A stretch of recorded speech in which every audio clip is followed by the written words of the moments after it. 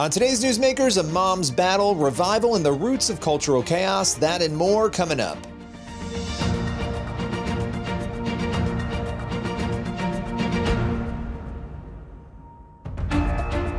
Welcome to Newsmakers, a show where we go behind the headlines each and every week to bring you interviews with pastors, entertainers, politicians, and other notable figures. On today's Newsmakers, we start with a conversation with a mother named January Littlejohn. She has been in a battle against a local school district over parental rights. She and her attorney, Bernadette Broyles, join us to break down the details. Well, I want to welcome both of you here to CBN News. There's a lot to talk about today. January, you had a very big week being at President Trump's speech before Congress, and you have really been, you and your family, at the center of this battle over the transgender issue, particularly when it comes to schools and what has been happening in schools around the country. For those who don't know, where did your journey start on this issue with your daughter? Sure. Well, thank you so much for having us, Billy. This started for my family at the height of COVID in 2020. Our daughter fell prey to the lies of gender identity ideology and that she was born in the wrong body in May of 2020. And so this was shortly after 3 of her friends at our local middle school had also started suddenly identifying as some form of transgender. And as you are well aware now, there are 72 different identities for these kids to choose from. And, you know, we have short-term memory loss a lot in this country. And you have to recall back in 2020, there was very little known about the social contagion aspects of this issue and truly what had been bubbling under the surface in our schools for many years leading up to this point. When you found out about this and you started interacting with the school, what happened, and at what point were you concerned that the school's response was problematic? Well, Billy, like so many parents, I trusted the school. I had no reason at that time not to. And in fact, I was volunteer of the year at the school. I was a huge proponent for public schools and teachers. I dedicated hundreds of hours to volunteering in the classroom and each of my children with their teachers. And so what happened is I reached out to a teacher, as I had done many times before, and I disclosed what was happening to our family and with our daughter. And I was letting this teacher know that we were not affirming any kind of false sexual identity and that we had elicited the help of a counselor to help us navigate this. So we did know that our child was struggling, and we were very concerned as her parents because nobody loves and knows their child more than a parent does. So we were handling this as a family. But what I can tell you is I didn't hear anything else after I thought what we were discussing was my child using a nickname. That is all. 2 weeks later, my 13-year-old daughter got into the car and told me that she had a meeting at school and they asked her which restroom she wanted to use. I immediately emailed the school counselor because I was very alarmed. And when we finally got an in-person meeting with the principal, the first 9 weeks had ended. That's how long it took us to get a meeting. And that is where the first time we were shown this formal support plan is what they call it, but it's anything but. It's a transition support plan that they had completed with our daughter without our knowledge or consent. And this went well beyond the nickname. They took my ability to keep my daughter safe completely away from me. And that plan created a huge wedge between us and our daughter. And it sent her a very clear message that not only was our authority no longer wanted or needed, but that she needed to be protected from us, not by us. Our daughter was celebrated, Billy, for this identity, for this denial of her sex. And she wanted to cut her breast off. How sick is that? That she's celebrated for this self-loathing that she was experiencing.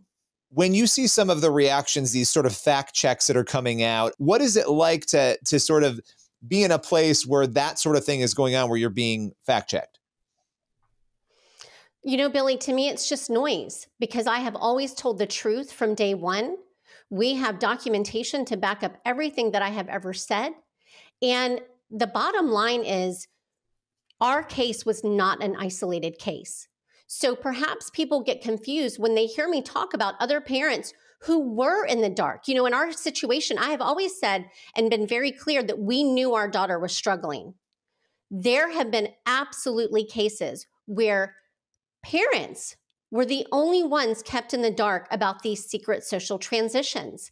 Everybody at the school knew that child was struggling, oftentimes with co-occurring issues, like anxiety, depression, but they hid this information from parents, and that child sometimes was living a double life for years.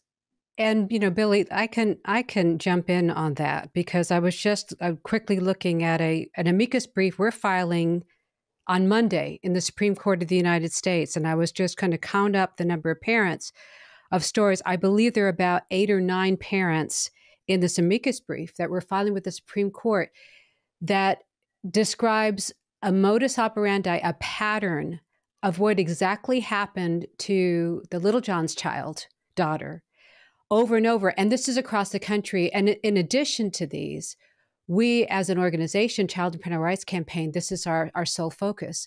We talk to parents all over the country.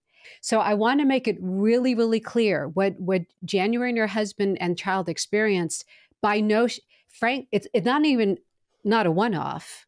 It's emblematic of a modus operandi of activists with millions of dollars behind them, in insinuating themselves into schools, into school boards and influencing them, and then deliberately seeking to cut off the influence of parents and the knowledge of parents so that they can access our impressionable young minds, our kids, to be able to accept this ideology unquestioningly and then themselves begin to act it out in their own denial of their sex.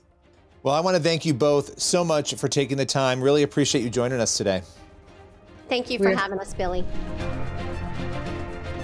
After our interview, Littlejohn recently lost her legal battle against the school district. We'll continue to cover that story as it unfolds. We'll be right back with more Newsmakers in a moment.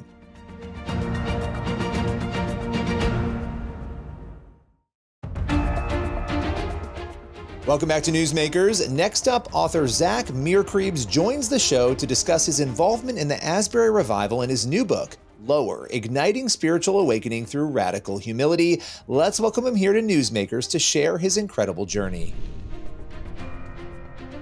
Zach, I always love getting a chance to connect with you. You have a new book, Lower, Igniting Spiritual Awakening Through Radical Humility. Now, you've got an incredible story, and we'll get into that, but what was it that made you want to write this book?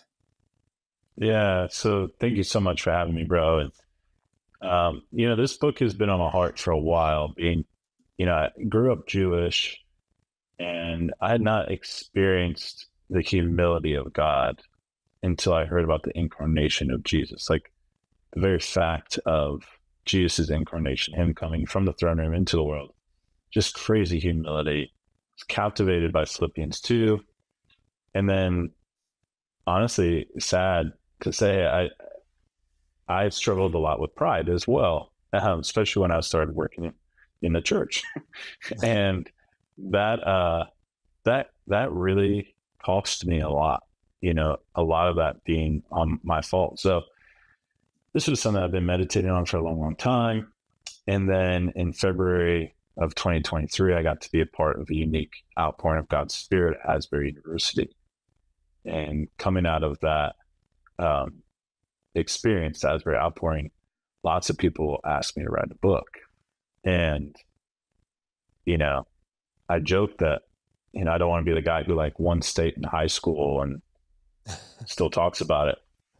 So I didn't want to write the book on specifically the outpouring at Asbury, but I could write about this thing that I think was so foundational and so intriguing about the outpouring. That was Jesus' humility and humble response to the humility of a couple students and a couple people that would just wait and linger.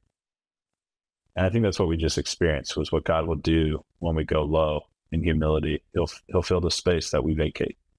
I don't want to glaze over Asbury because you were very much at the center of Asbury, and it was interesting now that I've gotten to know you, right? Looking back at when I was covering that story, not having communicated with you before, what was it like for you to see that level of fervor and love for the Lord that consistently, not just as somebody at the center of it, but as a spectator of it?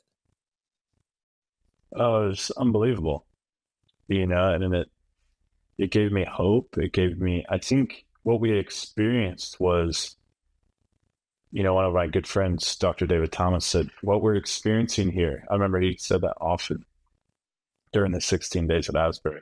He said, what we're experiencing here is just New Testament Christianity. That gave me hope. Like, I feel like ever since, I've been able to go tell stories and talk about what we saw and then hopefully raise the water level of hope and expectation in the church. And it was an honor of a lifetime. Some days I'm like, oh, I would be so tired and my feet would hurt so much again. Or I'm like teary because I miss it. I miss it so much. I get to still worship in Hughes every week on staff at Asbury now. And it still feels like a very special place, but it felt like New Testament Christianity. Okay, this is a question you've answered before, but I think for a lot of people, there's always the skeptics that are out there, or even within the church, people who don't fully believe or understand miracles, the supernatural. What sort of supernatural, I know this is almost a tricky question because there's different layers of it, but what sort of supernatural did you experience, witness, and see during that time? Yeah. Well, it was really unique because we really wanted to make sure the focus was not on this demonstrative expression of the supernatural. So we had a great team. A guy named Bud Simon led our prayer training. Everyone had to be trained for 3 hours before they could minister at the altar. Some, because of how spiritually charged things were happening, we wanted to do that in such a way that dignified the person, but also held space for what the room was about. So we saw healings, we saw freedom, we saw deliverance. But a lot of that, a funny story, I got coffee with Bud a couple months after everything ended at Hughes, and I was like, man, it seems pretty chill in the room. He starts belly laughing because he was like, well, we kind of had a system that to dignify the person, we had a lot of prayer rooms throughout the building that we would kind of lead them to and counsel through. But we saw eyes receive sight. We saw people get out of wheelchairs. We had a basketball player who did not know Jesus at the beginning of the week, gave his life to Christ midweek, and by that night had prayed for someone and their tumors disappeared. And wow. It was unbelievable. But that's what happens when the presence of God moves into a place. You don't have to exert yourself a whole lot besides just steward and curate meetings between God's Spirit and God's people. Final 30 seconds here before we go. This is the question, right? Are we in the midst of a revival in your view right now? When you look at what is happening, not just at Asbury, but across the country, across the world even right now, and just in light of where we are, what do you think? Maybe this is cheeseball because I wrote a book called Lower, but I'm so unintelligent when it comes to that stuff. And so I don't know, I haven't studied it enough. I do believe that we are in a unique season and there have been unique outpourings of His Spirit. I think you get enough outpourings of His Spirit, you start really seeing the dry ground sprout into life. You see outpouring, see dead things come to life. You sustain revival, maybe we'll see a awakening. So as a random 35-year-old dude in Kentucky, I'm pretty encouraged, but I'll let way smarter spiritual people say if we're in revival or not. Yeah, they can haggle over the outpouring versus revival, all the different language that's out there. Dude. Well, listen, I'll eat pizza and hang out with my girls. That's what that's all you got to do. That sounds good to me. And of course, you'll be out there promoting Lower, igniting spiritual awakening through radical humility. Appreciate your time today. Appreciate you, bro. You can get a copy of Lower, Igniting Spiritual Awakening Through Radical Humility wherever books are sold. We'll be right back in just a moment with more Newsmakers.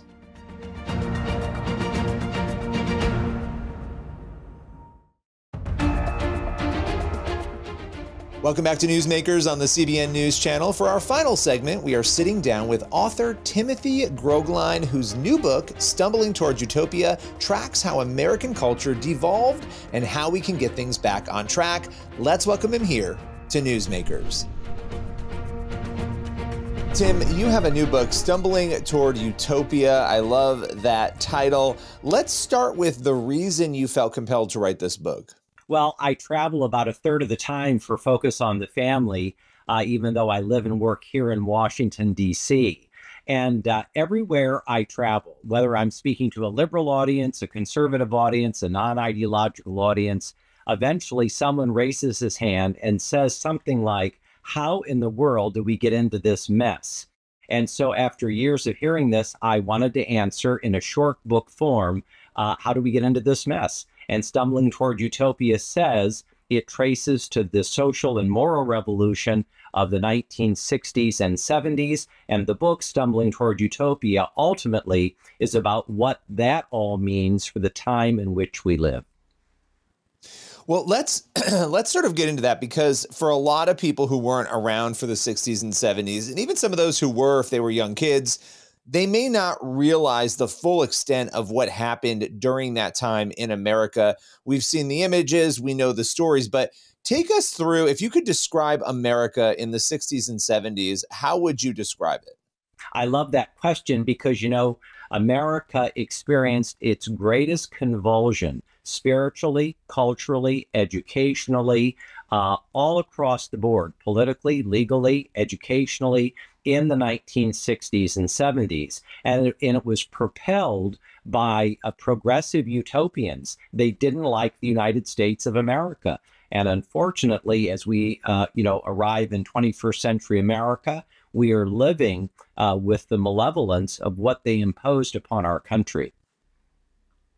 Yeah, it's so interesting because, and you see the campus protests that went on at that time. You see there was so much happening, and there were very legitimate issues too that people were upset about. You had racism, you had things that were going on in the country, but you also had these moments of hope in the midst of that, it felt like. But yet it does seem like if you were to take sort of a timeline and put pinpricks in it of where things started to unravel, the 60s and 70s, to your point, that would be sort of the starting point of this mass unraveling. And then, at least for me, the last 5 to 10 years, it feels like that snowball has just been enormous and going down the hill faster and faster and getting larger. Would that be accurate in terms of just the trajectory of this change? I think you're absolutely on target. It seems to me that we need to understand in many of our major institutions why and what happened to cause this combination of a tsunami and an earthquake.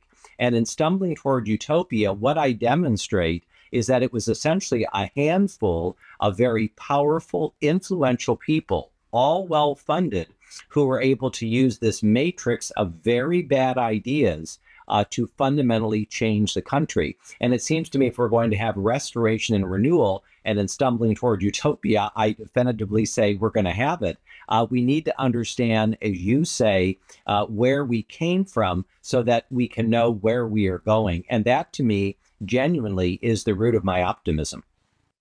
Yeah, I mean, it is pretty remarkable when we go back, just as we come to a closer, we go back to the beginning of the conversation, the 1960s and 1970s, we look at the breakdown of the family, the chaos that's unfolded, and there are people who are looking at all of this and they're saying, this is a good thing. Look at how we've grown. And for the rest of us, we're like, what are you talking about? And a lot of this is spiritual, right? I mean, a lot of it is a spiritual blindness, but that goes back to the intention, right? I mean, do you believe that these people who wanted these things in the 1960s and 1970s, do you think they would take it further than they've been able to? Do you think they feel they've arrived at what they wanted with the current state of the family? I'm curious about how you think they would view our current standing. Well, I do quite a few debates, panels. I mean, I'm out and about a lot. And I'm very often with people who do not share our worldview at all. I can tell you overwhelmingly, and I say this actually with humility, that you have the sons and daughters of the 1960s and 70s.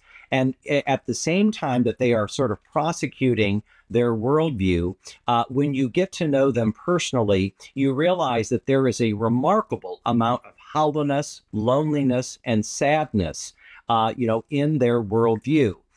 They want purpose, they want meaning, and they think that somehow this side of eternity, that politics will give them that. I refer to it sometimes, Billy, as the false, theology of politics, but it doesn't take you very far. And as Christians, the beautiful reality is that there is meaning and there is purpose in life. This generation of rising young people, they've lived through a lot of brokenness and unevenness. And it seems to me, Billy, that they no longer want inverted reality. They want reality. And I think that there is a way forward for them. And the church has a huge role to play. Yeah, well, the idea that this generation, the younger generations, they value authenticity. And so when you realize that you've been lied to repeatedly again and again and again, that these things you've been sold are actually not true, that quest for authenticity, I think, comes together. And you have young people getting baptized in the backs of trucks on campuses. You have young people waking up in droves. People can debate about whether it's a revival or not all they want. But the reality is this is happening around the country, not just on campuses. It's happening everywhere. And I think we're going to see more of it as the lies continue, because the lies will not stop. The lies will continue. But I think what will also continue will be the waking up. And I appreciate you joining us today. The book is Stumbling Toward Utopia. You can grab it wherever books are sold. Thanks for your time today. Thank you, Billy. What a pleasure. Every blessing. You can order copies of Stumbling Toward Utopia wherever books are sold. We'll be right back in just a moment with more Newsmakers.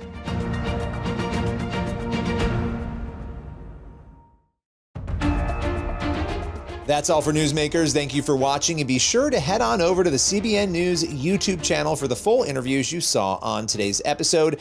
Also, be sure to check out our new documentary, Investigating the Supernatural Miracles. You can stream that or grab the DVD at cbn.com/supernatural. We'll see you next week.